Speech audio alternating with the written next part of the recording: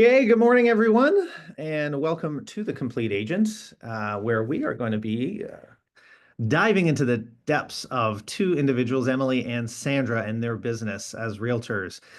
Today's quote: "You can't sell homes sitting at home. Get organized, get out there, and make it happen." Um, Although Emily and Sandra's at the office, Emily's at home, but that's okay. Home offices are okay, and especially the fact that we're doing a lot of the admin and getting set and ready and everything from home in the morning sometimes, and that's where our home offices are. I get it, but the whole sentiment, I'm telling you, you got to get out and actually do it. And I know Sandra and Emily have been super busy in their businesses and have two different styles, not only styles, but two different stages in their business. So we look at Emily. Welcome, Emily. You can unmute yourself, say hi. Hey, how are you? We are. Great. Excellent. It's a wonderful Monday, although there's a bit of snow on the ground, which, will go away in a week. We'll be all set. That'll be the last of it. So Emily, who has a disc profile as an influencer, she took the Tony Robbins disc profile, influencer, outgoing, great at building relationships, which is amazing for real estate agents. She is now going into her second year of business. Her first year, she did a couple deals, did a 33,000 the first year, which is fairly, actually, I would say fairly, very good for a first year, considering it's really tough to crack into the real estate game, and that was part-time. So now she's gone full-time, and her goal this year is to be well over the 100,000 mark, which is an award level at 125. And there's Sandra. And Sandra, you can unmute yourself, say hi. Hello. Hello. And Sandra McKenna from Kingston office, she is a networker, and you'll see that throughout her business and our conversation today because she's out in the field every day, making it happen, talking to as many people as possible. She's been in the business for 4 years and was already a Centurion Award winner last year, 2024, which is one of the toughest years in real estate. She was a Centurion. Her goal this year is to double, over double. Well, no, a little under double, but we'll get her over double at 400,000. Wants to get to that double Centurion level, I'm sure. And what we're going to be doing is putting together a complete agent, which means everything from mindset, your vision, mission statement, how you conduct yourselves on a daily, overwhelmingly what it is that you every day think about when you get into real estate, a driven mindset. Your organization, what systems are you using to organize yourself? What systems are you using as actual programs or little business plans in itself with your marketing? How are you getting out meeting new people in your prospecting? What does your business plan look like in 2025? And are you actively, daily, weekly, monthly looking at it to make sure that you're accomplishing those things that you need to set out to get your goals? What is your buyer and seller journeys? What are your journeys that you put your buyers and your sellers on so that they give you repeat referral business? Because that's the magic that will complete the complete agent program. But we're using a lot of tools, and I'm going to show you some of the things that we're actually overall putting together. And then we'll dive into speaking with Sandra and Emily on what they accomplished last week and any problems, hurdles, things you ran into. And then, what are the things you're doing actively just a couple hours a day, maybe even an hour a day, just to get that foundation stuff set up. So what I'm going to first do, I want to show you guys something that I've been building out before I even get into the agenda. So let's just shrink that down for a second. And let's go into the playbook. Now, the playbook is what we're going to be developing, and this is to help everyone that joins with Century 21 Heritage Group. And I thought this was a nice piece of technology that we're going to build out for the agents. And the individual agents, if you so choose, could customize it for your own book of business, your own your own, I say, Bible, your what is it that you are putting together as a complete agent every step of the way, all your SOPs, all your standard operating procedures, so you can review it on a daily, weekly, monthly basis. If you scale up and hire an administrator or have buyer agents, you have all your procedures, everything set up for the year ahead, maybe even 2 years ahead. So this is what we have set up so far, and we're building this out. The website actually is heritageplaybook.ca, right? And you can actually sign up for that if you like. I put a public access to it. So if you put in your email address, set a password, you can go in and have a look at it. It is not ready. That's my only thing, is that you guys get inside access before we sort of unleash this. But the stuff that we've already talked about, like the inner game, the vision, health, happiness that we talked about in the first week, if you click on that, for example, it'll give you different books within that on that shelf. They call it a shelf in the on the playbook. So these books that are on the shelf is your culture, your professional development, your personality profile. We love finding out who you are and seeing how you handle certain situations to help coach. But even if you look at the culture, you get your core values and mission, vision and mission statement. And Emily and Sandra, we'll start with Emily. Did you put any thought as to your core values, vision and mission statement last week or the last couple of weeks? I haven't put it together yet.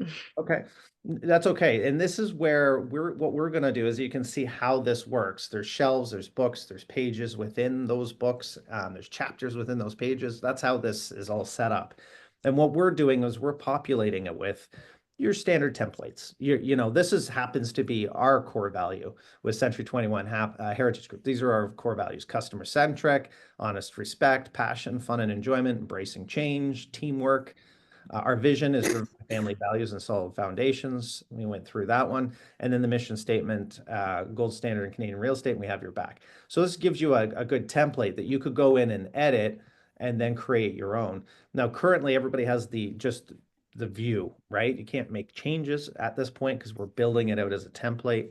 But eventually, what we'd like to do by the end of the complete agent is have Emily and Sandra build out their own playbook for their own business. So again, going back to the beginning, you've got the inner game. We have journeys, right? I know there's tenant journey there, but a lot of people start off working with tenants. So tenant checklist, landlord checklist, landlord journey. There's the seller journey, sellers, the listing checklist, your listing presentation.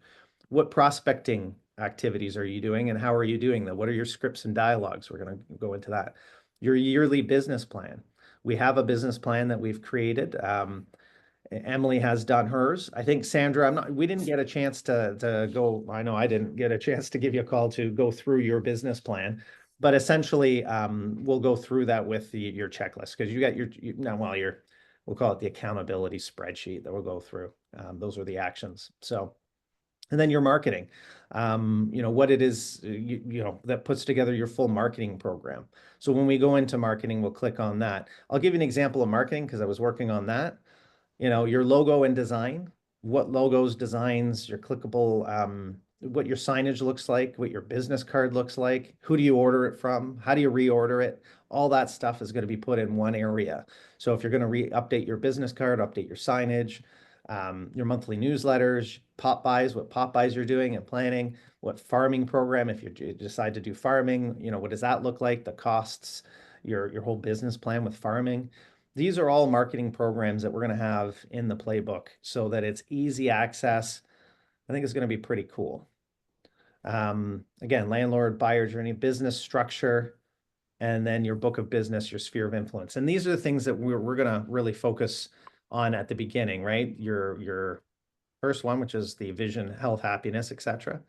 Then we went into business structure as well, your business plan and some of the tools, and then your book of business, which is your sphere of influence. We're going to touch on those today. So I thought I'd give everybody an overview of sort of how we're putting this all together. And then I'm going to go back over to our presentation here and then go through, start talking to you guys. Okay.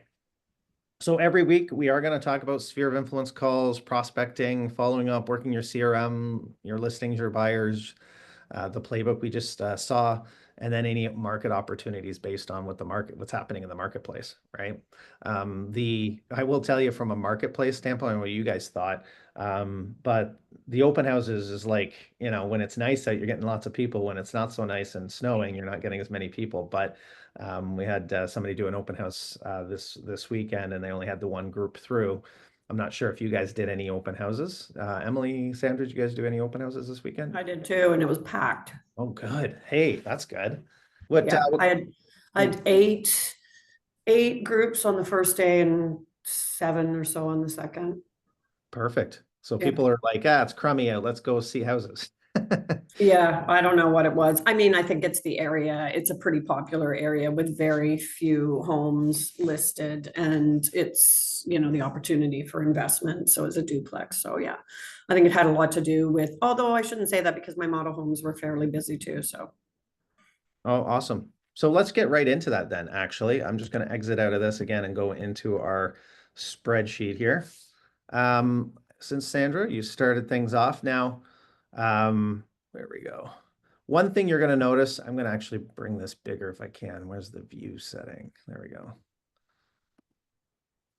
So everybody can see it. Down the left-hand side here, we have your actions. And these are not all your actions. I mean, it could be more than what you're actually doing. Like you may not be doing daily note cards. So feel free, Sandra, if you want, you can actually delete ones you will never do.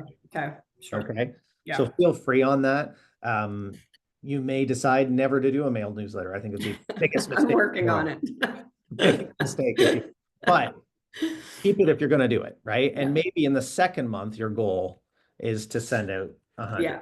for example, right? The Yeah. first month, maybe it's 0. So one of the things we can look at is look at your goals and just put the goals in for the week. And then, Oh, I just put actually what I did. I That's didn't put goals. no, that's okay. That's why it's a work in progress. So Oh, okay, sorry. I actually put in what I did this week. I didn't put goals in. no worries. And in fact, you're going to see there's no right and wrong here. And we did disc profiles from the beginning, Sandra, for a reason. And one of the reasons were, with yourself, you're a networker, you're out there, you're making it happen. To sit down and actually plan and get things done is going to be tough for you because you've got a lot. You've got 10 signed buyers. Oh, no, now I've got like 16. So now you've got, you've actually added, right? Yeah, So yeah. Oh, yeah. you're up to 16, right? Yeah. So signed listings currently, you had 16. So buyers, you have 16 now? Oh, yeah, yeah. All I did was show houses this week. I picked up so many buyers. Amazing. Signed listings, how many do you have now? I think I have 18. Oh, yeah. Like I think my listings, I think I have 18 now. I picked up 2, so I got two new Perfect. ones this week. Yeah, that's how we'll do it. We'll say started with 16, you got 2 new ones, you're up to 18 total. Yeah, yeah. Good.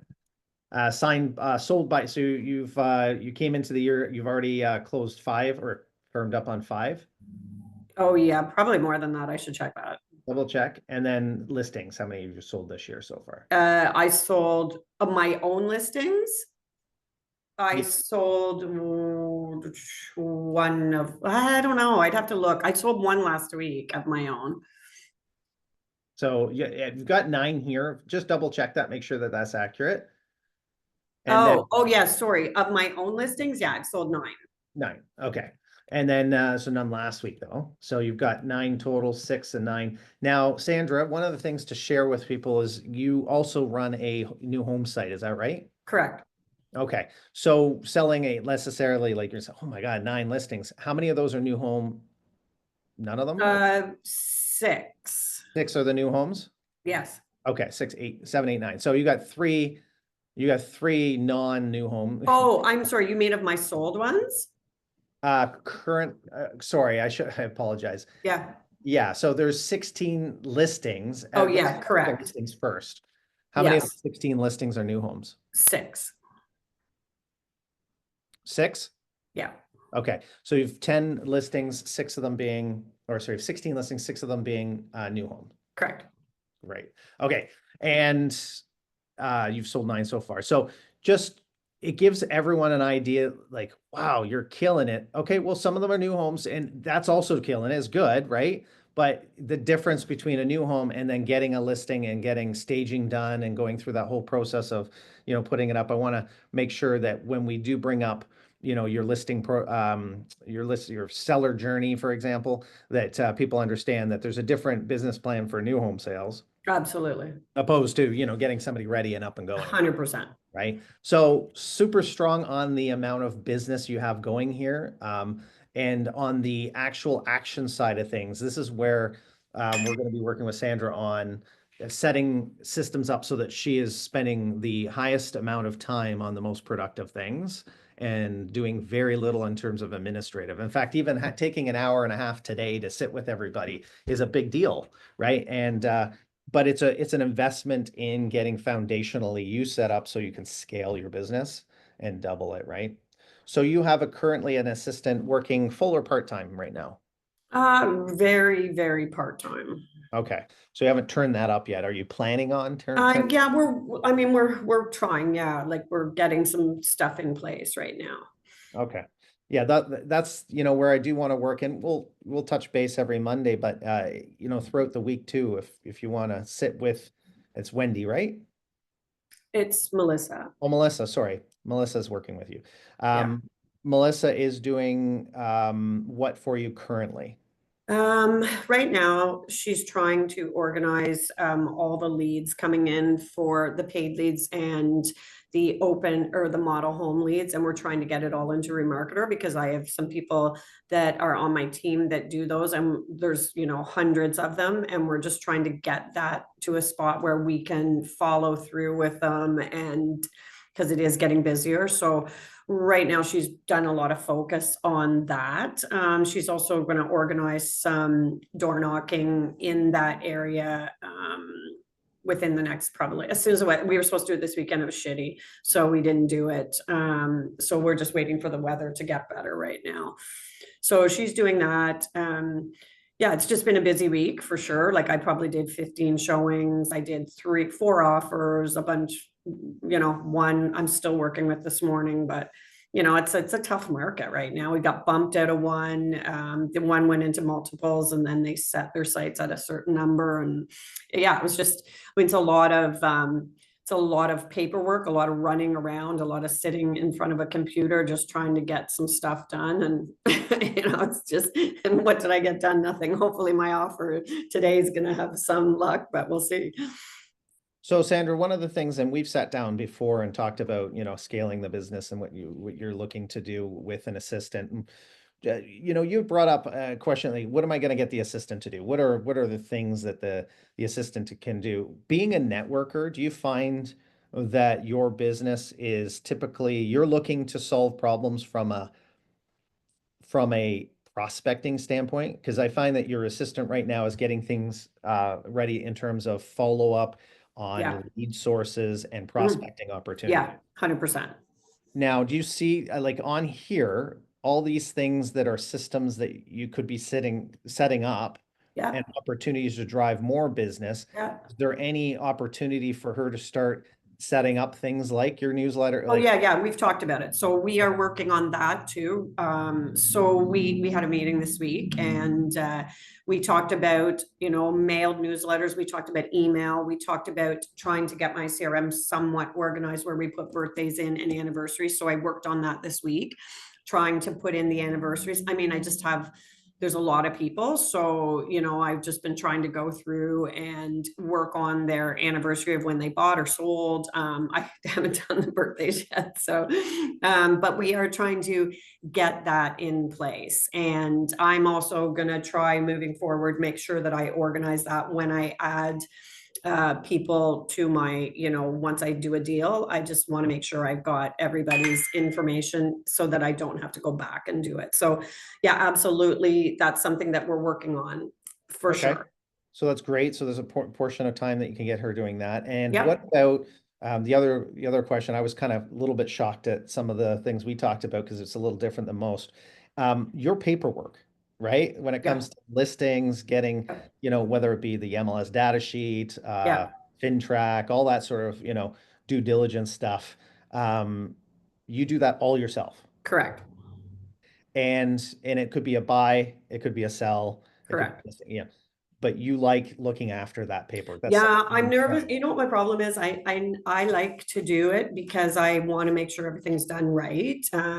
It's my ass on the line there. So I want to make sure that I'm the one in control of that. The other issue is when I'm doing deals like last night at, 10 o'clock at night, I'm doing offers and stuff. Like I can't have an assistant doing it then. So I think the thing is, for me, it's almost more work for me to send all the information to an assistant, let them know exactly what kind of clauses I would put in, give them all the info, then they do the work, they send it. Like, I just think it's a little bit quicker for me to do it myself, and I'm back and forth with the client anyway. So for me to put that off to an assistant, no, I don't think I would do that. Okay, and that's one of the things I want. And listen, it's your business. It's your Mhm. decision here as to how you do that. I would say 95% of agents, when they're scaling their business up to be able to be at the Grand Centurion level, have to release that to somebody. And if that's bringing expectations down in terms of maybe you have to overlook it for accuracy and making sure, and then as soon as you trust that person, it's a bit of trust thing too. But you actually enjoy it too. That's the other thing. You enjoy the paperwork side of things.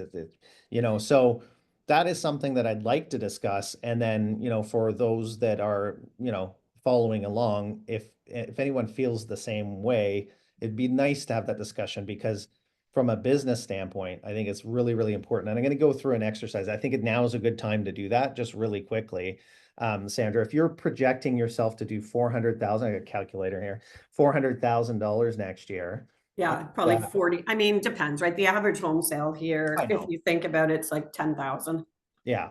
Yeah. maybe a So, bit I more. mean, but if you're projecting yourself, you need to set your goals based on that projection. Correct. So that's why I want to project in terms of what you're paying yourself hourly, right? In order to do those tasks. And it's a really important thing because there's only two things that we have to leverage when it comes to producing results. One is time, right? We can leverage our time to produce results, or we can leverage our money to produce results. If you spend more money, hopefully you're spending less time because you're paying for a return on investment. Whereas if you're spending time, you're taking that time and it should be on the highest and most important things because you only have a certain amount of hours in every day. And that's where the quality of life starts to come in when you get so busy. It's like I'm running around doing $300,000 worth of business where somebody's running around doing $1 million worth of business. I'm just saying in general. And it seems like they are still spending nights, weekends with family or doing vacations and stuff. How are they doing it? So at 400,000, how many weeks do you take off every year for your vacations? 4 weeks? Do you want more or less? Honestly, I just go when I feel like it. So I want you to let's be more say, planned this year, but let's just, take I would say probably 5 over the 5 weeks. course of a year. Perfect. So 5 weeks off. So at a 52 weeks, you're looking at 47, let's say, Yep. 47 weeks. So let's divide 400 by 47. So we know how much you're going to be making per week now. And you're working seven. How many hours in the week do you think are you putting in? What do you want to Um, project yourself? Do you only want to work 40 hours a week or are you going more 50? I would say I work probably 50. Okay, let's divide by 50. I know you're busy. Okay, so you're at $170 an hour. Okay, so that's what you are getting paid, right? That's what you're going to pay yourself next year to produce 400,000, have 5 weeks off, is $170 an hour. So that's a magic number for you. In fact, we usually put that down, right? Uh, um, what do you pay yourself an hour? Hourly rate is $170. Okay. Any one of these actions, whether or not you're doing and this is your prospecting actions, but let's just say even filling out an MLS data sheet, going out and filling that out, or doing FinTrack. Well, let's say it does take an hour, it's costing you 170. Can you leverage somebody else's time at $25 an hour as an assistant in order so that you're more like $140 productive? Like you just saved yourself $140 by paying somebody $25 an hour, for example, and I know I don't exact right there, but to do that action. And if we can start the mindset and thinking that as to what can I now unload at $25 an hour, let's just say on average, paying an assistant to do for me so that I can spend $170 an hour doing the things that are most important. Most important things doing 100 at $170 is the things that an assistant, one, is either not allowed to do, prospecting, door knocking, cold calling, all that kind of stuff, and or your your face-to-face, your calls, your conversions. You're getting that person to the table and winning the listing presentation and doing the deals. The other thing we're going to do with you, Sandra, is look at, well, now you can actually leverage team time. So people on your team to go out and prospect and door knock, things that they're allowed to do. And then you're going to take a percentage of your team's, right, split, because you have a split with a team member, and leverage other people's time to be more productive as well. So I just wanted to do that little bit of exercise with you, Sandra. Like, what's your thoughts on that? What's your fears of releasing Here's the something? thing, I actually don't mind somebody else putting together a listing for me. That for sure. I don't have any issues with that. And I don't mind giving that away for somebody to do. But when it comes to the actual offers and stuff, I just think it's such in the moment that I probably wouldn't rely on anybody else to do that. As for the listings, yeah, for sure. I I mean, actually think I agree with you on that one. I think the offer is a construction of something that is detailed to the point where it's my value and how I absolutely. that out, right? So it's, Mhm. don't disagree with that, right? Yeah. You could have a very basic template set up as the, it goes in every offer, and then you go in there and it's sort Oh, of I do, for sure. It's easy. feedback. Like to do an offer doesn't take me very long unless I'm adding some of my own clauses or unless it's, something weird that is going on. So I don't find that takes me very long at all. No, I agree with you on that one. Technology's come a long way in template Exactly. right now. Well, actually, just to finish off with Sandra a little bit. So you did some social media posts. Yeah, I did. I'm gonna actually get a little bit into that if you don't mind, and showing some of the things. But cold calls.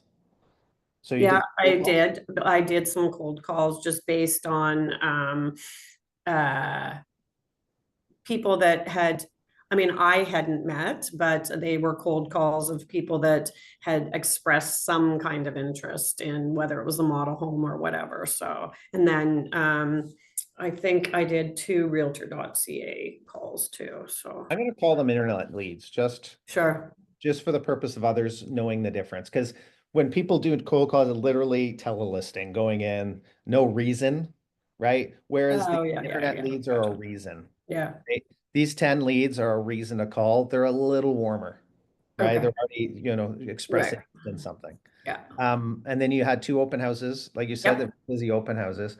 Yep. I know Pam's doing a couple open house seminars coming up, and she is like really good at them. And it's a really good income source. So if anybody has an opportunity to watch that, we're going to also record it to get that for out to everybody in terms Yeah, I'm not good at an open house, I'll tell you of, that.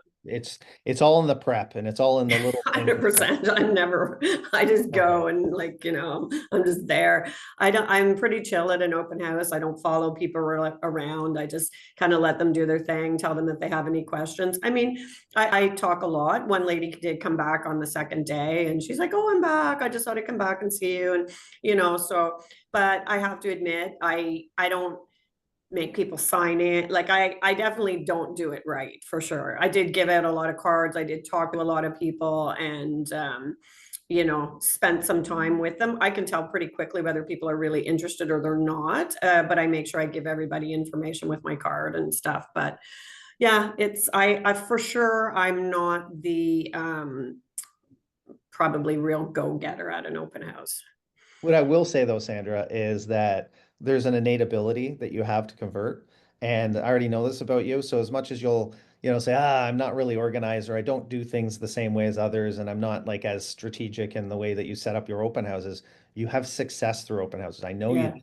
And your success comes from your knowledge and your confidence, bottom line. When somebody does ask you a question or they start talking to you, they gravitate to the fact, oh, she really knows what she's talking about. She knows the area, she knows the home, and then they're like, Sandra, we need you, right? And that's what the whole idea of hosting an open house is, to get them to need something from you and see you as an influencer. And that's what Yeah. your network Yeah. is. And I built like 10 houses in the area. So, it's pretty easy for me to talk to people about it. So yeah.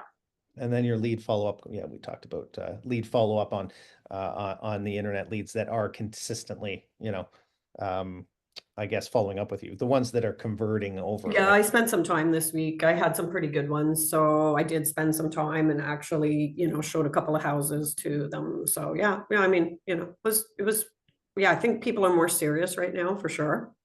Yeah, I think the motivation for everyone listening right now is going to have a lot to do with the fact that you're busy and you're doing it and you're out there and you're open house and you've got internet leads and calls and listings and you're busy, right? So that's good. And I think the biggest thing you're going to leverage this year is going to be Melissa. You're Yeah. really going to get her working on. I know you're saying on kind of part-time.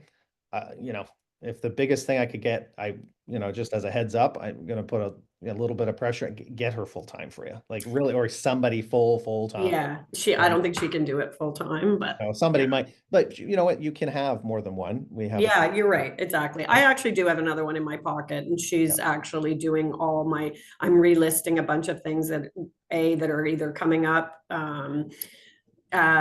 to finish or because we want to get back on the hot sheet. And I had her do all of them. There's like 5 of them, so amazing, I didn't do it.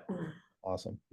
Gonna move over with Emily now. Emily on her business. Emily, would you love to, have this sort of section, Oh my like, gosh, that would be heaven. I and know and it feels so like a lot, Sandra, but honestly, that would be heaven. no, like, and pat on the back, Sandra. Like this is what people want in terms of the amount of business happening, because you can obviously make more from real engaged contacts and listings and buyers than anything. Emily is going to be heavy on the prospecting side. So everything that she's doing right now foundationally to set up is going to now. Emily, you may have the ability if you continue doing what you're doing. I'm not saying this is competition, Sandra, don't worry, but you would probably, if you get all this set up, and you could be, just killing it, because if these things are happening all the time, the results down here will come, right? It's just you're going to be heavily on the time and money right now, like, and probably more on the time, right? Yeah. In terms of what you're going to do to try and produce some results. So let's talk about that. I mean, you've done a really good job. In fact, Emily has taken the complete agent to another level and decided to do another spreadsheet. So I'm going to show Emily's spreadsheet as well. You created, let's do that. Let's just go over here. You decided to get really organized so that you're completing your tasks, and we'll get to the completion stuff. But this is what Emily did. She created a spreadsheet sheet. Down at the bottom, she has her daily start time and her different time block. This is how she knows spreadsheets. Anyway, so I can't do what she does. But tell me a little bit about this. Yeah, so I wanted to time block it, but also make it flexible enough that, say, for example, a 10 o'clock meeting happens, that I can kind of shift things around and make it make sense for me. So I want to always start my day with knowing my market, what came on market yesterday in my area, and kind of see what the new listings are. And then I wanted to knock off with my SOI calls, just get that out of the way. And then I know it's done for the day, because those are, in my opinion, my two kind of high impact things that are going to make me knowledgeable about my market. And then that 85% piece of your SOI, of contacting your SOI, 85% of my business comes from them. I should be focusing on them first. And then I kind of put everything in like a time block on kind of what I wanted to do. I also wanted to make it flexible that, say, for example, this week, I think the warmest day is going to be Thursday. So I've already shifted my door knocking to Thursday, and I can switch it with like my agent tour planning or other planning, so that I'm actually going to be doing things on days that it makes sense for me. That's awesome. Now let's talk. I'm looking at some of these things, and I want to ask you just, wise. Everybody's energy level is different. Everybody's the way they set up their days are different. Personal life's different, etc. But some of the things I just want to just challenge you on and see what you think. Mornings are in a typical agent day great to focus on the do's, like uh, all that. All that paperwork stuff, all the stuff that doesn't involve calling people, prospecting with Mm. people, because mornings people are a little groggy, they want to talk to you, that sort of thing. So the fact that you have sphere of influence calls starting at 9:30 till 10:15, is there a concern that you're going to get the groggy people at work, etc.? You know what? I'm not sure. I think making those contact points, because even if I leave a message and they call me back after at the end of day, then at least I've reached out and left the message. And I Okay. know that I'll talk to them in the evening when they get off work or whatever. or they're available. So for me, it was more important about getting those high impact regular items in a routine so that I'm doing the same thing every single morning. The admin I've kind of left more for the end of my day because my kids come home at 4 and I can do admin when they are running around causing chaos. I can't make phone calls when they're running around causing chaos. So it was more important for me to do things like that when, yeah, I could Yeah. fit it in with my day. I guess it's not right or wrong. I'm just challenging Mhm. it, saying, if you have to move things around or you don't, it works great, perfect. And the other thing is like it's not just your calls even, right? It's going into your CRM and probably making notes, updating CRM, Yeah. sending a newsletter to people on the CRM, doing something within that CRM.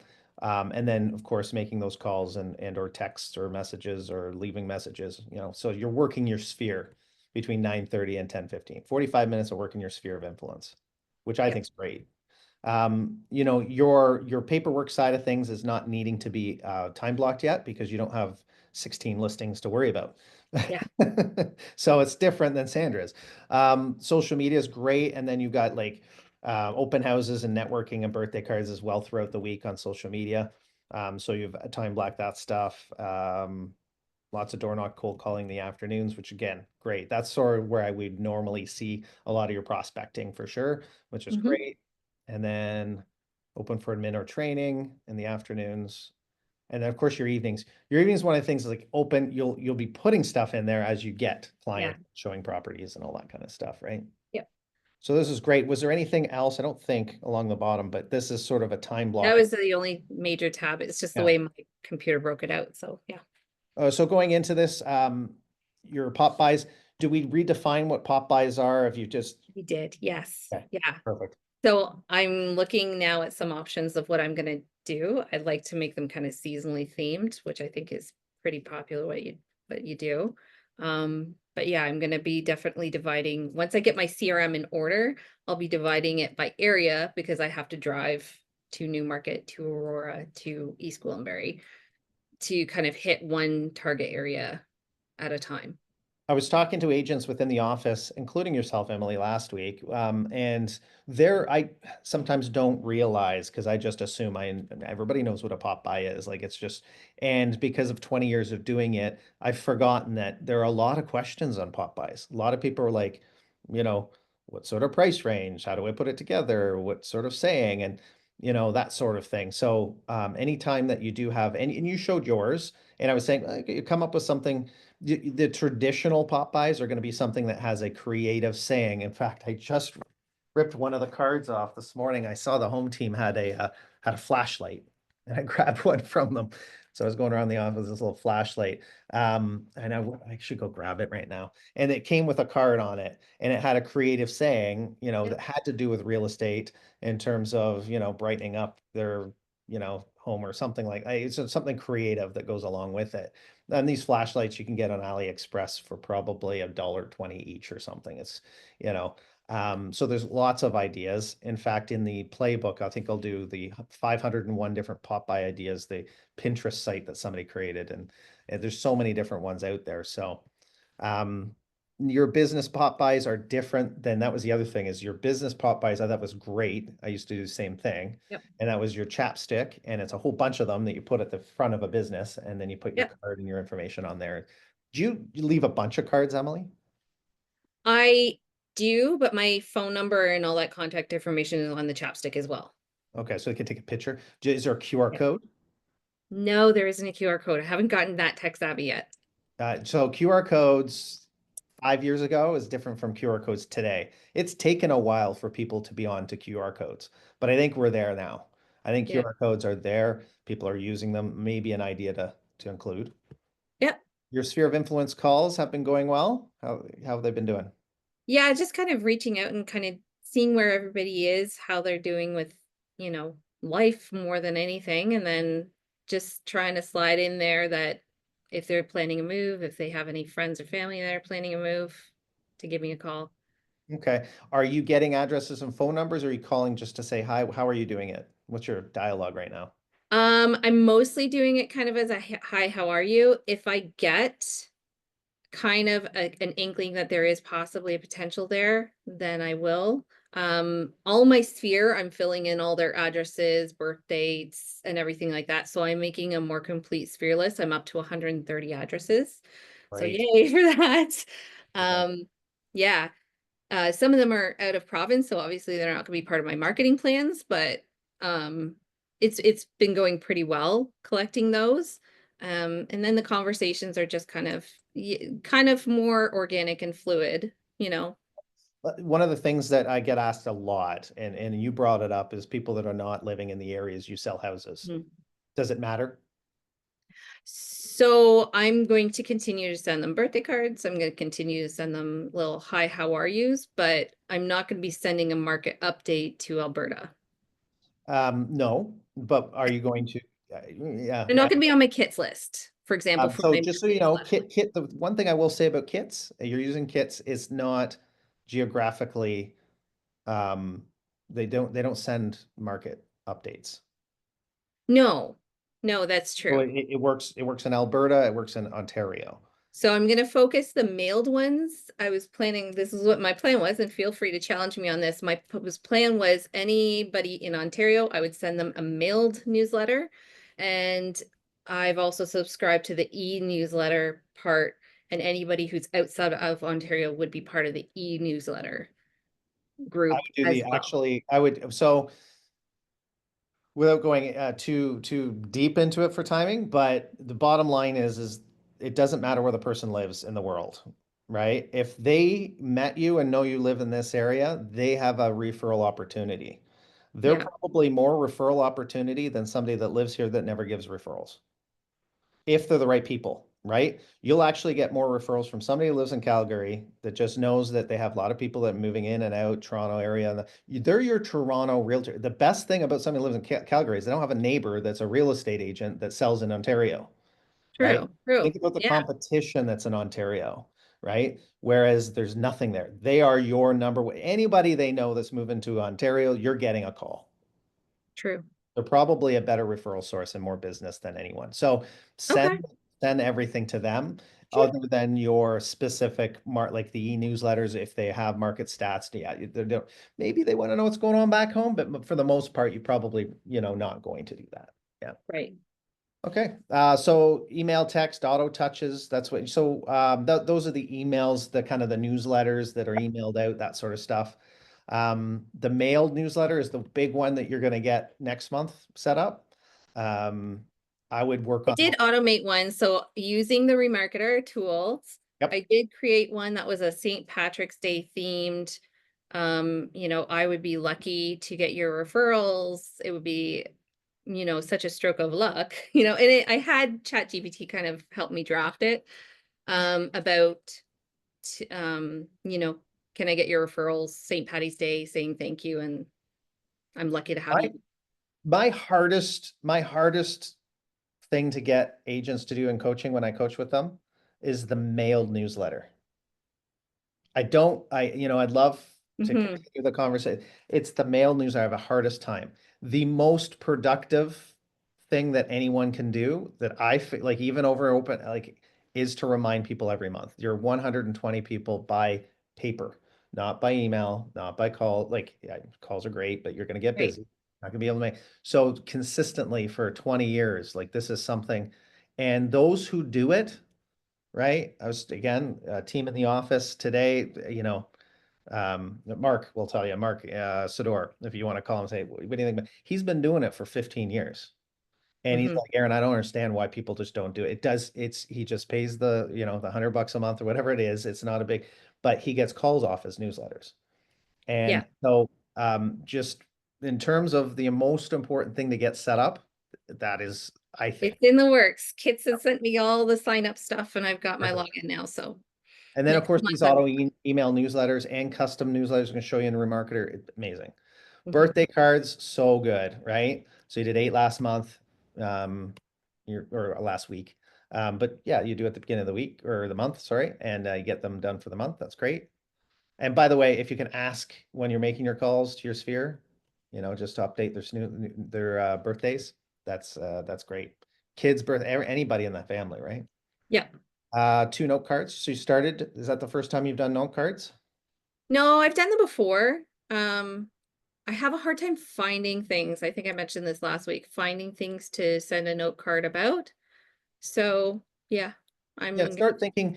There are good videos on that. Brian Buffini does yeah, a good job explaining how to remember. Like, as soon as you talk to somebody, take out the note card and say, it was great seeing you last Friday. We should stay in touch, whatever it is, right? Or whatever you talked about, by the way, here's the number for that auto mechanic, and just send it in the mail, whatever it happens to be. But taking pen to paper with note cards is yeah, like something nobody does anymore. So it's like really standing out from the competition. yeah. Social media. So like a back at you are you using, Emily, or? I'm using Back at You, and that auto posts like local listings that are within our brokerage, which I love. Yeah. And then I also have the regular posts that they do. I think they just did one for Earth Hour, um, Yep. and those kinds of things. Yep. Yeah. And then I do my own social media, and I will cross post it on TikTok, Instagram, and Facebook usually. Well, guess what? We are going to What? spend a little bit of time talking about social media. Good. And I'm like, we have 43 participants on today. So you're going to get about 40 new followers to your Instagram. And That so would be great. Sandra's going to get 40 new None followers. of them are going to buy a house for me though. Okay. That's okay. We're gonna look at what you're doing to create content. You had a great video that you did last week. I saw nice little, it was kind of an image piece, something to show your personality, get people to know you. So I thought it was nice, a little viral thing. Sandra had a nice post, really well done video in front of a house. Sometimes Emily's posts with regards to just personal takes no time, will actually have more engagement than Sandra's outside full production. However, Sandra's listing, like in terms of their sellers, are going to love it, right? So you're really making the sellers happy. You're doing all this great promotion. And of course, it's professional. So you need a mix of both. And so we're gonna, so I hope everybody adds both Sandra and Emily. It's easy to find them. I found them on the weekend as well. So just added them and saw what they were doing. Talk about it today. So hopefully you can get some more followers today. Website lead follow-up, and lead follow-up calls. So you're going to start doing some stuff with your website. Is that what your Oh, plan? so it says coming soon because I'm working with somebody to get a new lead gen website up for Perfect. me.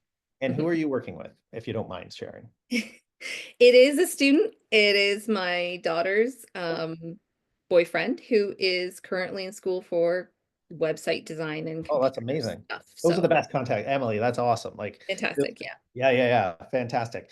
I asked because there's so many different websites, so many different ways to lead gen. I'm just always curious, and then we can always have that discussion. We chose the Lead 21 program with Agent Locator because they seem to be the most consistent, best for Ontario.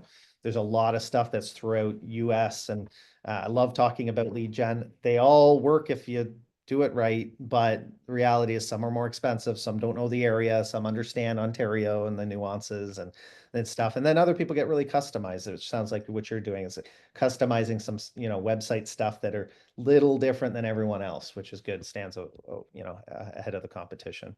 Mhm. So it kind of gives everybody an idea. Emily's working a ton on getting the foundational stuff, engaging in systems, getting those systems set up. Sandra is focused on her business at hand, which is amazing, but doing some lead follow-up as well and working with her assistant to grow her business. So that kind of gives a whole sort of overview of what we're doing. Now, in terms of, I'm going to do a couple just shares out.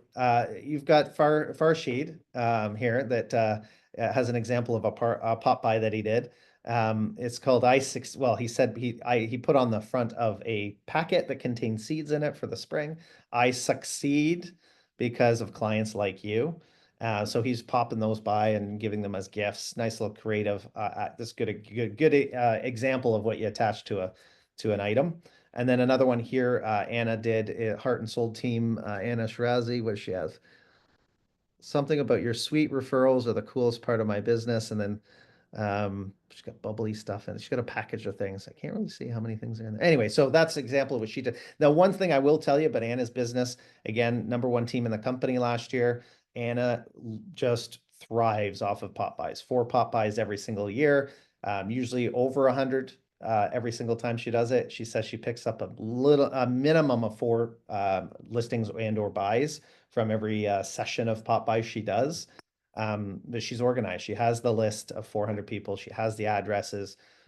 She drops by, gives the gifts, talks to the people, and gets referrals. I mean, that's the whole idea of pop buys. I bring this up because right now, spring pop buy, we should, and Emily, you've got something on the go. Sandra, you're not a big pop buy person, but I'm hoping you're open yourself up to thinking about doing something like this. It gets face to face, nice little marketing thing, law of reciprocation. They want to give you something in return of doing something cool for them. So it really does work well. Let's talk social media. Okay, so both of you have an Instagram page because I signed up, I followed you both. Both of you are on the hundreds of followers, not thousands yet, right? So you're building out your social media. There is a difference, especially with Facebook, a difference between your personal and business page. And I wanted to bring this up because your personal page and your business page technically should be the same thing. Okay, so if you both are currently putting a lot of personal things on your personal page and you're thinking you're going to keep that separate from your business page, that would be a mistake. Emily, do you do that? I keep any images of my children off of my business page, But you put it on your personal page. but I put it on my personal page. Yeah. And that's a mindset shift that I'm going to challenge you on again, just as a challenge. Mhm. Do you think there's a difference between personal and business, really, in terms of the people that see it? No. I think for me, it's a safety thing for my children. I don't want to have the public seeing images of my children, where they go, what they do, and everything like that. But if, say, I'm going to a farmer's market with my kids, I'll take enough pictures without them in it so that I can still promote the farmer's market and my activities there without having my kids' images on it. I want you to think about your social media now going forward is they're both business. So if your kids, if and I say that because your business page, you'll actually have more public see your kids on your personal page than you will public see your business page. You just Mhm. will, right? Friends of friends. It doesn't work. It works a little different than each other, but the reality is, as a real estate agent, everything you do is a microscope. Everything you do is business moving forward. It's the way it is. They do want to see your personality. They want to see some things with kids and stuff. I agree with you. And I'm not saying what you're doing is wrong. What I'm saying is the mindset shift of thinking your business is different than your personal, I think would be a mistake. I think you have to realize that the same people that are looking for you to be doing business with are going to be on your personal page as much as they're going to be on your professional page. They don't know the difference. I don't even know the difference when I go on mine. I like, I'm literally, am I on my personal or my business? Like, there is no difference. I mean, your friends are seeing both. So you need to treat both as if it's your business. And, whether it's the ratio of 3 to 1, 5 to 3, they say, if you're going to do 9 posts, 3 of them are personal, 6 of them are business, one's community oriented, one is, your listings and your, buys and stuff. There is a nice little formula that you can start looking at. I actually did some of that in the playbook as well, in terms of giving a nice sort of example of sort of how to do that. But just know that the reason really at this point that you do a business page and a personal page, business page, you can boost posts, you can pay for advertising. Personal, you can't. Okay, that's the first thing. That's the reason why you need a business page, is because you can't promote your personal page with a paid amount. So they've separated that. The other thing is they do want you to separate your business and personal, but they wanted to do it because they're thinking in general, right? Like you're selling a shoe salesperson, or yeah, you're selling shoes for your business, and then you're doing your personal. They want you to keep it separate, but as a real estate agent, your sphere of influence is doing 80% of your business, which means 80% of your business is seeing your personal page and also business. Like it's a different business than most. And so what they're looking for is that you don't take a personal page and fill it full of business. They'll shut you down. There's some rules and regulations when it comes to Facebook. Instagram's a little different. They still have business, but they're trying to keep the two separate. But as real estate agents, we have to have the mindset that they're the same. And you might be a little bit more personal on your personal page, but you gotta, bottom line is your sphere. If 80% of your sphere is seeing your personal page, you need to get some real estate stuff in there. And the Yeah. best Yeah, I can do that. Okay. I know I'm going on a rant here, but No, I think that's a good idea because I mean, like I said, I've always separated it for the safety of my children, but yeah. I could always take a post from my business page and then repost it to my personal. It will give me business exposure on my personal page without crossing that personal barrier of, safety for my kids, you know? Again, when it comes to safety or kids, I'm just saying if it's on social, it's on social, Yeah, I right? know. So just keep that in mind. Like, you don't want to have, and you do have a little gatekeeper, right? Who's your friends and who's your, that sort of thing. And so do you with a business. So I don't think there's a difference from a safety perspective on either. Right. So I get it. I just don't think there's much of a difference, and I don't want to have that false sense of security as well, right? So um, it's hard. It's hard, right? Um, so moving on to just in terms of the content you're putting out there, I had to look at. I'm just going to scroll through. Here's Sandra's. Okay, Sandra had a post of her open house. I think this is probably this weekend. Is that Green Park this week? Yeah. So there's your post for this weekend. Great. Not sure if you're doing your posts or if Melissa's doing your posts, but it's great. Oh, yeah, If I do them. you do them, if you are doing these posts, I'm just gonna tell ChatGPT to keep the emojis off. Any of the Okay. green check marks off. There's a little we're evolving with the ChatGPT. By the way, best tool in the world. Do not stop using it. It's awesome. Wicked, right? Amazing. Yeah. But try and personalize it so that within ChatGPT, you can actually have saved formulas, like you can save templates. And those templates could be literally for social posts or Oh, whatever. I didn't know Like, that. can you please remember if you have the $20 upgrade, you can remember certain things. Can you please remember to not include emojis and check Uh, marks and stuff like that in my posts? Gotcha. People can tell that it's Oh, ChatGPT for sure. post, right? Mm, So, and that way they won't even know. They won't yeah. know, right? Not saying it's a big deal. I'm just a Yeah. little suggestion. I did it for sure. You have 428 followers. You need 4,028 followers. So Yeah, here's the thing. I do a lot of reels, right? And so my reels get a ton of um so we're talking thousands. So it's really for me, I have to admit I don't do a lot as many posts as I do reels and stories. And yeah, my reels get a lot of exposure. So I tend to do a little bit more of that. the engagement in terms of adding people as followers and getting followers is really, I mean, there's a consistency of having good posts. And by the way, you're posting good stuff. A lot of it's business, right? Yeah.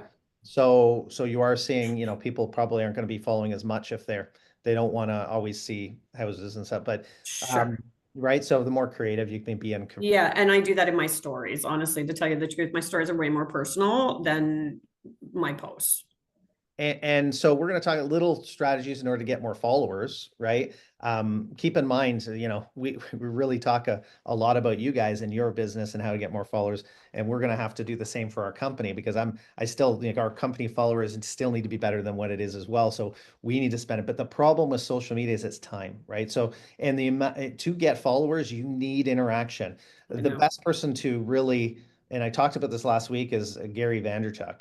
This book is incredible. As soon as you start listening to things that he tells you to do on your social, you'll start to click and get it. You need to be commenting and following others, and not just following others, because if you follow more than they follow you, then there's a problem. But you need to be actually engaging with people so they think, oh, Sandra's a friend of mine. I'm going to follow Sandra, right? As soon as you comment on their comment, those sort of things, it's really, really important. And of course, your content's important. The community stuff is probably twice as important as your listing stuff. So something like open house or just listed or just solds needs to be like 10 to 1. Like you need to be one of these two other posts, a couple personal posts about you, but then also community stuff, restaurants in town. You guys are doing something great in Kingston to do with restaurants. I don't know if you're involved in that. Yeah, that's Mark. So yeah, I'll be Yeah, coming up Mark's this on there. week, Yeah, so you'll yeah. see my post. Everybody vote for me, by the way. Go for it. Yes, this is engagement. Like that's just genius, by the way. Like Yeah, so that's all that'll get Mark. that'll get you followers, right? Yeah. Looking at Emily did a nice little post. There's one of those kind of, I don't know, called video meme posts or whatnot that are templated, you know, to get somebody else talking and then she's, yeah, it's really kind of cool. So add or follow Emily and see how she's done something a little different. These are the sort of things will get you more followers. The new listings, actually, this new listing, I really like what Back at You does for automation of listings and posting for listings. The Did You Know is also Back at You. Not as, you know, a fan of the general Did You Know stuff, right? The nice thing about Back at You is you can turn off the ones you like, you can turn on the ones you do like, you can post your own, automate it, you know, have it all structured for the, like Back at You is really good. It's just So some can of I bring the stuff. something up to you, Erin, about the Back at You? Yes. And I brought it up to Steve. So I don't know if you see down there on the post for that automated listing, the phone number there is the office phone number. So I'm promoting this listing. The office gets a phone call, maybe from one of my contacts, and they immediately just route it through to the listing agent because they don't know that it Yep. came from mine. Is there any way to change that to my phone number? Call me about the listing and I will show it to you. I'll take you there myself. Yeah, so I think they'll actually take the phone number from the listing that's on realtor.ca. So it comes from Right. the board. So you can change phone numbers, the board numbers, right? I'm Uh, trying and I'm trying to figure make that out, and that would Make sure your be mobile number's on the board. So go into Treb, my profile on Treb, okay. and make sure Yeah, you're, you know, check there for phone numbers. on Trab. And Okay. then let me know if it changes because I think that should help you. Also, I don't know, but I could check in Back at You, may have a section for that as well. But most likely, because it's automated, it's coming from the board information. That's where you need to make sure that that On the information board is. information. Okay, got it. Anyway, so yeah, so continue, like look at social media, you know, 3 to 5 posts a week. Some automated posts are fine, but really it's this sort of stuff that's going to get you stuff. And you know, we could all do a better job trying to get that engagement. And of course, you know, whether or not you're a social media guru and you're always on there commenting on things, I don't know. Everyone gets business differently, but if you want to do social media right, I think that's a combination. You can also leverage a little bit of money on social. And what I mean by that is like $100 a month, boost something. Boost what you think is the most viral thing. Your name, you know, getting your name out there so people do see you in the industry. You know, things like open house, even if you put, you know, $50 to it for the weekend or whatever, it'll get you at, you know, put everything into, you know, to thought, of course, where is that landing page? Where is people clicking through? How am I going to second carrot approaches? Would you like a CMA? Would you like a market evaluation? That's the sort of stuff that on your website, when it goes to the landing page, that's why actually Back at You is good for lead gen, is that they do have those second carrot approaches with regards to filling in. You want to see it this weekend. They have the forms to fill in if you click on there, but also things like Spotlight marketing. If you're doing Spotlight, the landing page for your website has a chat with me feature and all this sort of stuff that will gain their information. So whatever you do promote, make sure that you have the ability to get some lead gen happening on that sort of stuff. Can I ask a question? Yeah. Because yeah, Back at You, I don't even know what that is, but so is that something where all of our listings are on and we can set it up to act like I could get my admin to go in and set that up where it constantly is running like my listings? Is that correct or no? Correct. So what I'm going to do, because we got a few things I want to show today, is I'm going to go, actually, I think I have it open over here in Remarketer. So let me just, I'm going to sign in as, well, actually, for now, your brokerage hub in Remarketer will have Back at You in it. Okay. And when you click through to Back at You, you'll have to sign in with your Century 21 email address. Yeah, Now, I have mine set up. You may or may not, I'm not sure if when you've, probably not. and you may or may not. I This is definitely the don't. dashboard in Back at You. And the dashboards are great to see what my reach is, my engagement impressions. It's kind of a lead gen area. But my upcoming content is on a calendar. Okay. So the next one's coming up March 27th. Donut lovers, keep your windows deep and clean. Is your time to sell your home? Like these are all the posts that are coming up. 27th, 31st, 1st, 3rd, 7th, every couple of days. Century 21 does some generic posts for us. If you want to look at your content calendar, it's over here, and that gives you the full month view of Oh, what's being posted when. And of course, if you want to do a post, You can create content just hitting create content, a listing post, a landing page post, a custom post. You can bring in Canva, you can bring in a listing, etc. You can promote things, right? So if I'm selecting create a listing post, it'd Will be, it pull up your listings? Like, will it pull up my listings? yeah, Let's say, okay, exactly. Because we have a shared pool Yeah. of, yeah, Yeah. I would still call Anastasia and say, Anastasia, can I boost a post? I'd still ask for permission. I Oh, think that's, yeah, but I could do my own. but you can do your own, Yeah, right? So that gives you the ability to select, for example, Terry's, as an example. Listing website, select, where is that going to go to? Now that's Terry, right? So you'd have to, but you're going to do yeah, your own. yeah. So my admin could go on and do this for me like every week, honestly, or could set it up, right, with Got calendar. it. You got it. Gotcha. So Okay. in your profile, Yeah. if we go back, actually, let's go back to the dashboard. I just know where it is when I go to the dashboard.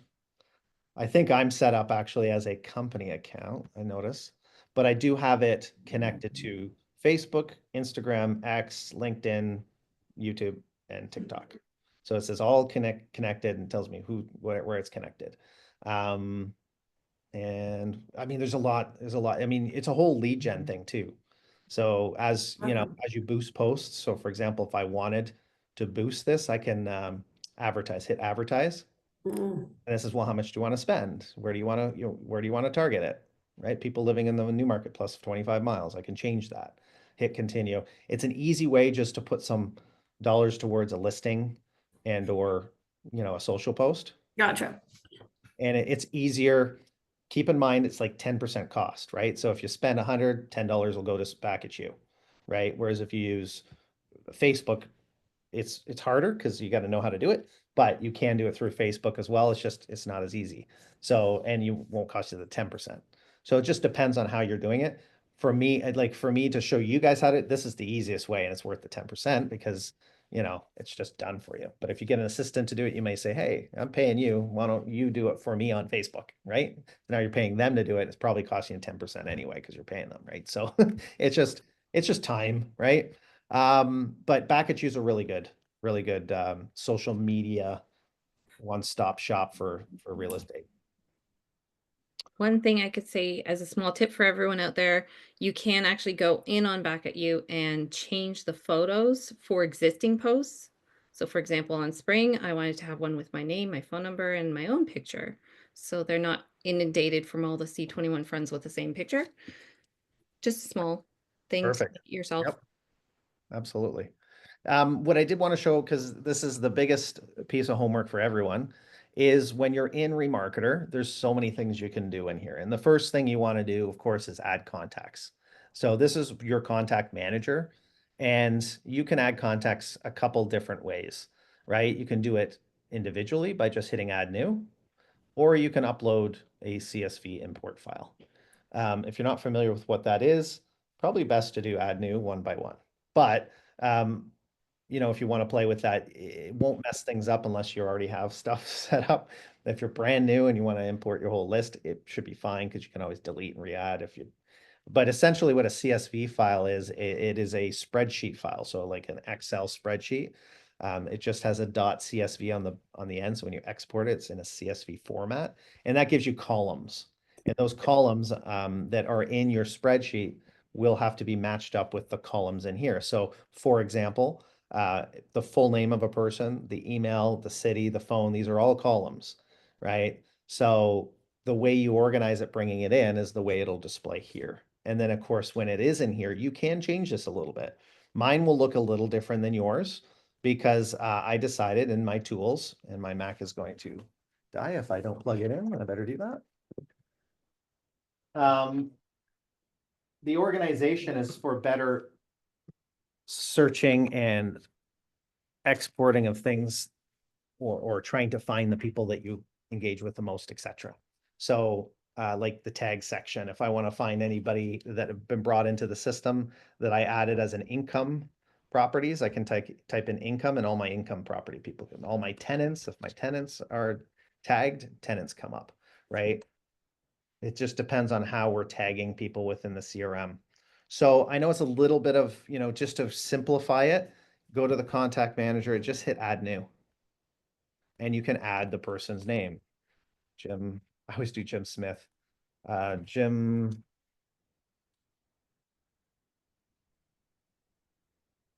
Summers. Jim at summers.com. Cell phone number.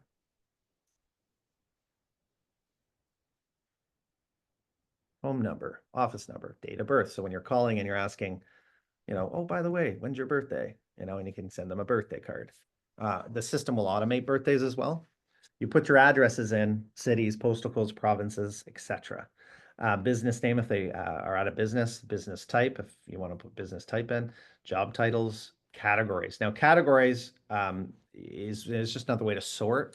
If they're a sphere of influence or a class client, well, it's the same. You have to decide on how your we put sphere of influence because I think that should be a category in itself. So everybody should be sphere of influence. If it's a lead, then it should be a lead, right? That's how I do it. Are they a buyer? Are they a seller? That's for lead, right? That's for literally leads. So usually, there could be buyer, sellers, or no. Source, if you want to, say where you got them from, cold calling, for example, quality of the relationship. Now, this is the big section where I want you guys to be really qualifying your relationships, because I think that's probably the easiest way in order to find out, what are you doing with your C's, your B's, and your A's and your A pluses, and you need to be doing more for your A pluses than anyone else, and the quality of the gift you give and all the things you're doing with people. Sandra, at this point in time, can you pull up a list of all your A pluses, people that have given you multiple referrals every year? So you just have to unmute yourself. Yeah, I definitely can. So you could provide me a list, which is great, because I would say how many do you have? And I'd want to make sure that all of them are actually A pluses or A's. And then, what did you do in the last 6 months in order to impress them? Yeah, I've just sort of compiled that list. I think there's about 80 some people on it, maybe 100, I didn't count, but yeah, I'm working on that list right now. Great. So if they're an A client, then you would, you may tag them as, they're investors or whatever. That's fine. Notes. So actually, which is nice, because I put an A there, it's already got an A with brackets here, and I can add that tag. I like adding the tags with brackets because it just helps organize when I do the search. I can put all my bracket A's and they'll come up. And then notes, gave pop by wine on October 3rd, 2024, let's say, for example. And then you add them to the system, and you're updating this all the time, right? Now you can add another contact or go right to that contact, so you can view that contact again. And here's Jim Summers. This is the area, as soon as you've added them, that you're going to be doing a lot of your calls and your information. You can make notes in the system in general down here, or you can make notes on tasks. And the way I use the contact management system in here, and it's different than most contact management systems. Most contact management systems would say Jim Summers they're like, where did you meet that? An open house? We'll do an open house trip. Well, no, I don't want to do an open house trip for Jim because it's all generic and it doesn't make sense a lot of times. I just talked to him. Now it sends him another, I don't like drip campaigns. What I like is I'm calling Jim. So I'll make a call.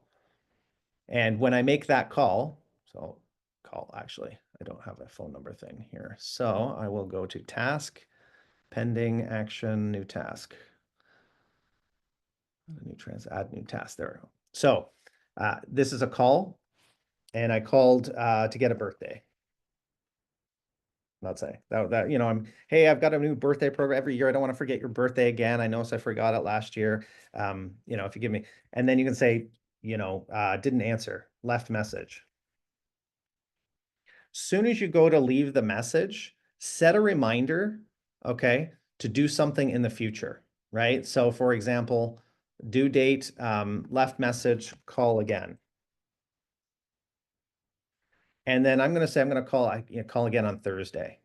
Now that I've put the due date of call again on Thursday, I've set the reminder, hit save. Now my next task to reach out to Jim is in there. So if you met somebody at an open house, I want to call them tomorrow, see how the open house went, set a task reminder. And then as soon as you go in and call them again, so you view that, say it was completed. Say you called them, you did talk to them,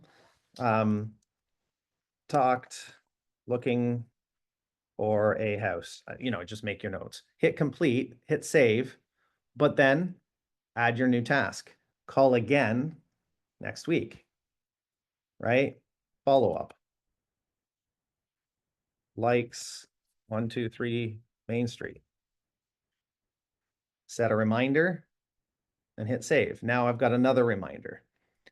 So that's how I'm sort of every day when I'm making my calls, I'm saying I made the call, I did this. By the way, these are yours. These are your tasks. The completed tasks and the system tasks are the ones that are the automated newsletters and stuff. And you can always see what's been completed, see which ones the system sent and etc.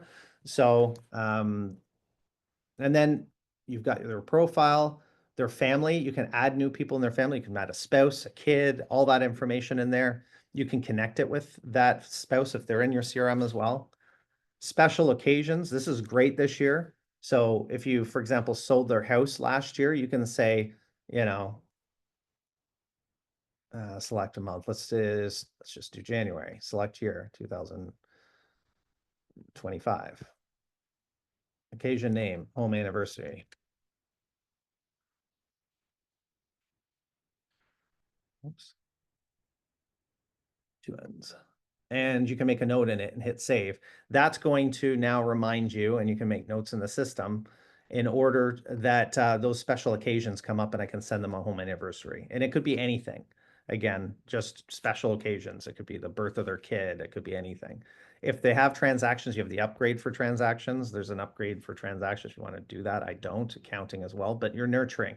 You may decide to send them a newsletter. Okay. Emily, Sandra is in an area that the automated newsletter wouldn't make sense. She would send one once a month, right? So I have to go in and do a custom. Or Emily, you may decide I want custom newsletters. So I don't want to turn on the automated one. The automated one is strictly a couple articles, market information for the GTA, kind of like a Treb Market Watch. It's very basic. And I never did the automated ones. I did my own, right? And I did the mailed ones and I did occasional greetings. So I'd turn on occasional greetings, which their birthday, their Canada, family, Halloween, all these things will send them a nice little automated post. So I know I'm touching base with them on special occasions. If you do have the lead gen, this is what the market reports and everything are about, and you can set them up for cities. So if you do decide to do the lead upgrade, this is where this is turned on. So I could do a market report for example, Kingston, right? But that would be the upgrade in the lead gen side of things. You could also do buyer new listings alert. You can do seller new listings, and it'll send them listings anytime something comes up in a certain area. And then that could be daily as well, or a weekly report, so daily. So I'm just showing you guys the power of the CRM system. The most important thing is really get their profiles in there. Our Spotlight newsletter program that we do as a company is in here as well. So if you tag them with Spotlight print, and then you give that to Spotlight, they'll actually send a newsletter for you if you decide to do it through them. But this is the power of the system is in this section. Dulal, you had a question, and I'm sorry. You've been waiting patiently. It's okay. It's okay. Okay. I have question this regarding, okay, on remarketer there, contact manager there, I have, this maybe around 350 contacts. If how to this download to and put my Excel sheet, this, separate from remarketer, this contact manager. Yeah, so if you export your Excel sheet, which I just did, I just went into Tools, Export. There's your columns in Excel. And now that can be uploaded to any other CRM system and vice versa. That's how that works. Thank you. Okay, really easy. The power in the system, of course, is getting the information in there, but you can start now using a ton of stuff within the system, whether it be any from a listing courier. So you can give like 5 listings all in one email, all the new listings, all of the investment properties, all these creative ways to engage with people, or just doing a generic, they call it newsletters, but we use this the most.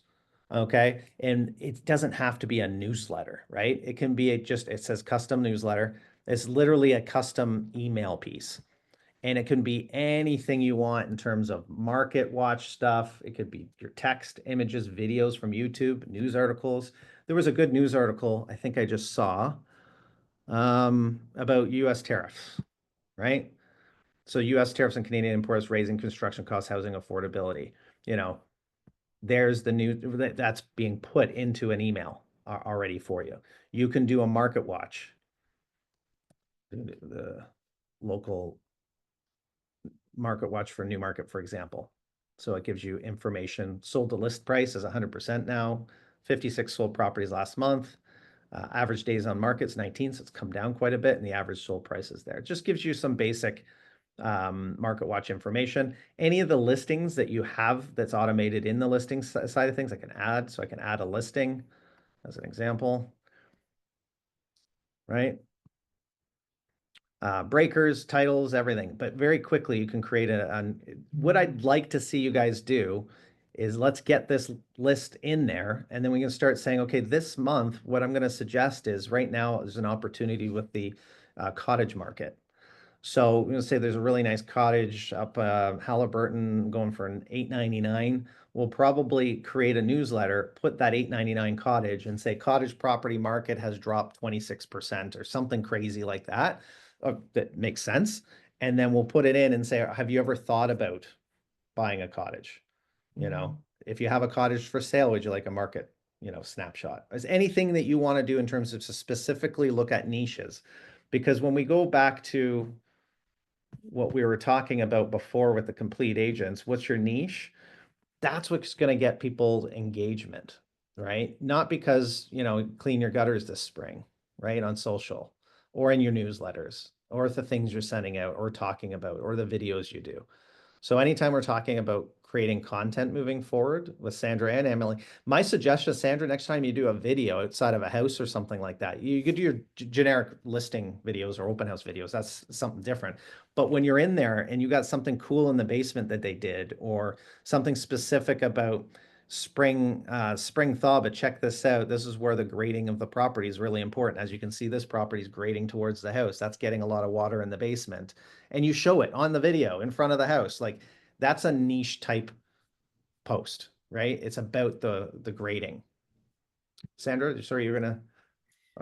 Yeah, I mean, I thought about this and I was actually going to do it. The problem was there were people waiting for me when I got to, even though I got there early, there were people waiting for me at the open house both days. And then I just was busy. Plus I was trying to do an offer and get it in while I was there. So, I mean, I'm quite aware of, things I should be doing and I think about them, but it's honestly just getting to do them that becomes more of a chore than anything. So no, I think about it for sure. So I get what you're saying. Your priority, Sandra, is obviously, and we're talking in as a general sense, right? So when you're thinking about posts and stuff to put, or you're spending time, Yeah. make it niche and whatever, but your highest spent time these days is going to be more on just leveraging your time more effectively, focusing on the things that are Yeah. Yeah, important. absolutely. And I mean, like my time is really like, I mean, I did so many showings before so I went right from showings like an hour away to right to my open house, then right home to do my offer, so yeah, for sure. I think about doing more social media stuff, and I know I should. And I go through spouts where I have time and I do it. And I will say, when you are in a video, you get way more engagement. I see it all the time. People talk about it, and so I agree with you on that. I do think it's pretty powerful. It's honestly just, I mean, I did the unveiling thing, and I got tons and tons and tons of messages. Probably the most I've had forever. So definitely personal stuff, and being in the video gets a lot of reaction for sure. Well, Sandra, here's the truth. Is if you were on here and saying, I don't do social, I'm like, okay, well, there's an opportunity maybe that's you're losing out on. However, if there was somebody that says, listen, I have my network, I have my CRM, I'm sending the newsletters, I'm giving it, I just don't do social media. I wouldn't care. Like, Yeah. the reality is that we just need to be in front of as many people as possible and get them, you know, engaged with us to use a business. You're building your business and you're organized and all this stuff. It doesn't matter if it's social media or if it's your pop buys or if it's your newsletters or if it's, there's some people where their spouse is giving them all the referrals from their business, right? Like, Can't and that's hear a you. referral source. Like, there's 101 different ways to get business. What we're trying to do, of course, here is if you are going to spend the time, effort, or money to do anything in your business from a social media standpoint, think about it creatively and try and get the niche market stuff, the things that they don't talk about, you know, things that are educational and show community oriented stuff. So yeah, you don't need to do social media. It's just one of those areas. The new social media is the new sphere of influence, right? Like it's just easier to get in touch with everybody over social than it is trying to pop by from a, from an amount standpoint. So just to, and by the way, if anybody has any questions, I know we're sort of 5 minutes out from the end, and I just want to, leave things off with regards to the CRM and what it is to quantify or qualify your relationships into, who are they? Are there people you don't know? Are the people that you do know but haven't done business with? Is it people that have done business with you, or is it your advocates? And sometimes your biggest C's are A's, and you just don't know it. Those are the gold mines. So if you have a bunch of contacts in your CRM and there's people that are innately given referrals because they're so outgoing and they're networkers like Sandra, or influencers like Emily, they're always suggesting the best of what, who's the best auto mechanic in town. Oh my God, you got to use Jim over at whatever, right? Like those are the people you're looking for, because they're going to say, oh, you have to use Emily as a realtor in Keswick, for example. She's the best. You need those advocates, and then you need to treat them really, really well, because they'll give you a referral. You'll say thank you, and then be like, huh, they sold them a place. I'm sure they made a lot of money on it. I didn't even get a gift. Like, you need to overwhelm them with an amazing thank you. Right. So these are why, Sandra, we were talking about earlier. That's the reason why I love to see your A's and see what you've done with them lately, because literally that's a gold mine. You could bring up your A's and say that's worth $170 an hour to go out and get them a nice gift, drop by, and or do something really nice for them. Those are the most important things. So, of course, the remarketer system. That was, I think, last week's, wasn't it? Popeyes. Well, it's pretty similar to what we talked about today. Anyway, does anybody have any questions or anything they want to ask Sandra, Emily, or Emily and Sandra, if you have any questions in terms of what you should focus on this week? Yeah, what do you want us to focus on? What What's do the you word for this week? What do you think? What's the most important thing, Emily, that you could do in your business to make a difference this week? Right now, getting my CRM is one of my top priorities. Yep. But I think also getting into the habit of doing those activities on my schedule. So your homework's gonna be different than Sandra's, although both are working on CRMs. The most important thing in Sandra's business right now, Sandra, what's the most important thing for you to focus on this week? I got a full week of showings. Right. My That's it. buyers are pretty important to me right now. You got the right answer. Your buyers are most important. Yes. So now how do you carve out a little bit of time to get a little bit of foundational things set up? Yeah, right? yeah. I've got a list right now going of things I need to do and things I want to do. Yeah, for sure.